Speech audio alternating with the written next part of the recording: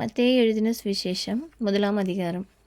ஆபிரகாமின் குமாரனாகிய தாவீதின் குமாரனான இயேசு கிறிஸ்துவினுடைய வம்ச வரலாறு. ஆபிரகாம் ஈசாக்கை பெற்றான். ஈசாக்கு யாக்கோபை பெற்றான். யாக்கோபு யூதாவையும் அவன் சகோதரரையும் பெற்றான். யூதா பாரேசையும் சேராவையும் தாமாரினிடத்தில் பெற்றான். பாரேஸ் எஸ்ரோமை பெற்றான். எஸ்ரோம் ஆராமை பெற்றான். ஆராம் அமினதாபை பெற்றான். அமினதாப் நகசோனை பெற்றான். நகசோன் சல்மோனை பெற்றான். சல்மோன் போவாசை ராகாபினிடத்தில் பெற்றான்.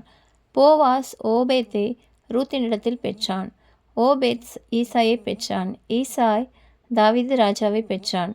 தாவீது ராஜா உரியாவின் மனைவியாகி இருந்தவளிடத்தில் சாலமோனை பெற்றான். சாலமோன் ரெகபெயாமை பெற்றான். ரெகபெயாம் அபியாவை பெற்றான். அபியா ஆசாவை பெற்றான். ஆசா யோசபாத்தை பெற்றான். யோசபாத் யோராமை பெற்றான். யோராம் உசியாவை பெற்றான். உசியா யோதாமை பெற்றான். யோதாம் ஆகாஸை பெற்றான். ஆகாஸ் எசக்கியாவை பெற்றான். எசக்கியா மனாசேயை பெற்றான். மனாசே ஆமோனை பெற்றான்.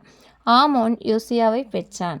பாபிலோனுக்கு சிறைப்பட்டு போகும் காலத்தில் யோசியா எகோனியாவையும் அவனுடைய சகோதரரையும் பெற்றான்.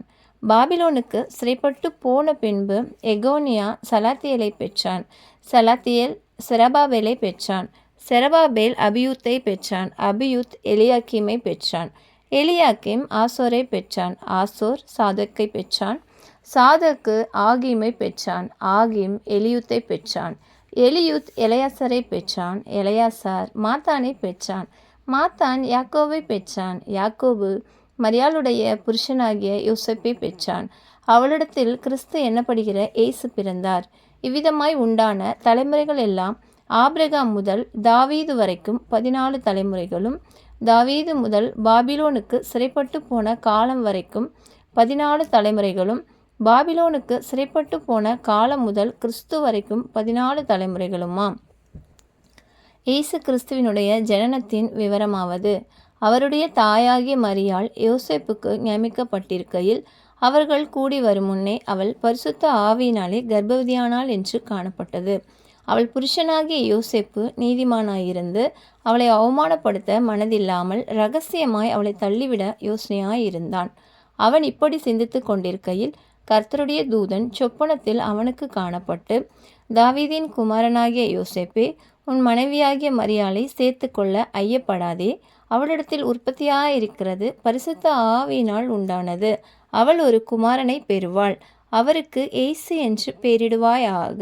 ஏனெனில் அவர் தமது ஜனங்களின் பாவங்களை நீக்கி அவர்களை இரட்சிப்பார் என்றான். தீர்க்கதரிசியின் மூலமாய் கர்த்தராலே உரைக்கப்பட்டது நிறைவேறும்படி இதெல்லாம் நடந்தது. அவன் இதோ ஒரு கன்னிகை கர்ப்பவதியாகி ஒரு குமாரனை பெறுவாள். அவருக்கு இம்மானுவேல் என்று பெயரிடுவார்கள் என்று சொன்னான். இம்மானுவேல் என்பதற்கு தேவன் நம்மோடு இருக்கிறார் என்று அர்த்தமாம்.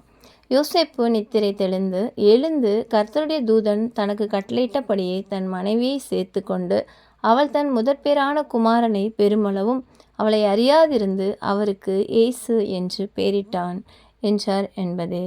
ஆமேன். தேவனுக்கே மகிமை உண்டாவதாக.